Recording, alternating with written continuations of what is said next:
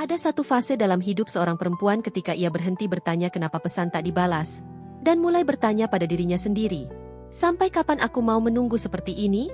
Di titik itulah, cinta tidak lagi terasa seperti harapan, tapi seperti kelelahan yang pelan-pelan mengendap di dada. Feby adalah perempuan yang percaya bahwa cinta harus diperjuangkan. Ia mahasiswi pasca sarjana, hidupnya diisi catatan penelitian, kopi yang sering dingin sebelum habis, dan mimpi-mimpi yang ia simpan rapi. Dalam mencintai, Feby selalu datang dengan hati terbuka.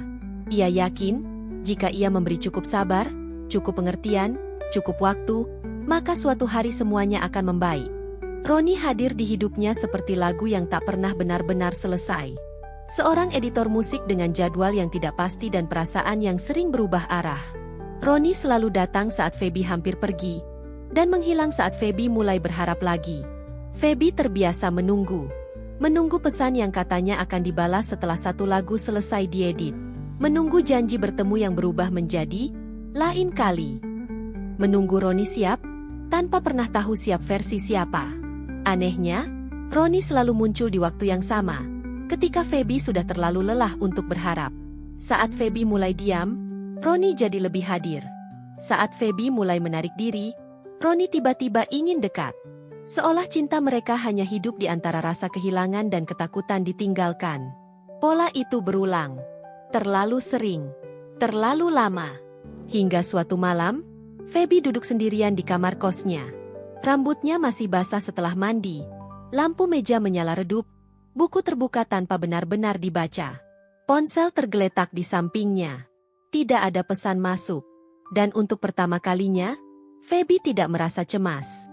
Ia lelah, bukan hanya pada Roni, tapi pada dirinya sendiri. Pada kebiasaan selalu menunggu. Pada refleks membuka ponsel setiap beberapa menit. Pada harapan kecil yang terus ia rawat, tapi jarang tumbuh.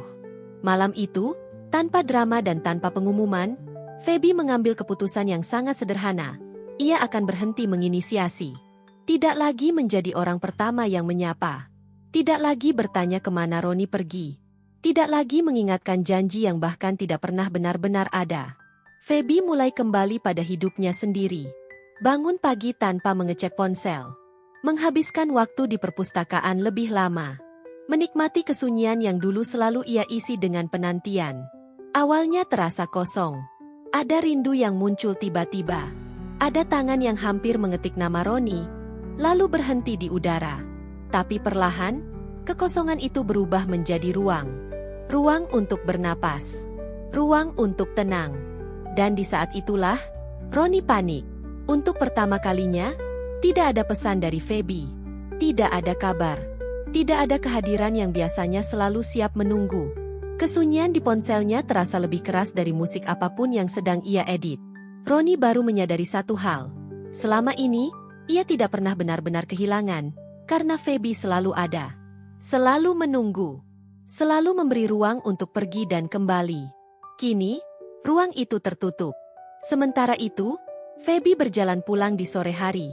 Langkahnya ringan, meski hatinya masih belajar melepaskan. Ada rindu yang belum sepenuhnya padam, tapi tidak lagi melukai. Ada kenangan, tapi tidak lagi menahan. Feby tidak tahu bagaimana akhir ceritanya dengan Roni. Apakah mereka akan kembali bertemu, atau benar-benar berpisah? Tapi untuk pertama kalinya, ia tidak merasa harus tahu jawabannya sekarang. Kadang, berhenti menunggu bukan berarti berhenti mencintai. Kadang, itu hanya cara paling sunyi bagi seorang perempuan untuk menyelamatkan dirinya sendiri. Dan di antara pesan yang tak pernah dikirim, janji yang tak lagi diingat, serta malam-malam yang akhirnya terasa lebih tenang, Feby belajar satu hal sederhana. Cinta yang sehat tidak tumbuh dari ketakutan kehilangan, tapi dari keberanian untuk tidak selalu mengejar. Malam itu, Feby tersenyum kecil. Bukan karena semuanya sudah selesai, tapi karena akhirnya, ia berhenti menunggu, dan mulai pulang ke dirinya sendiri.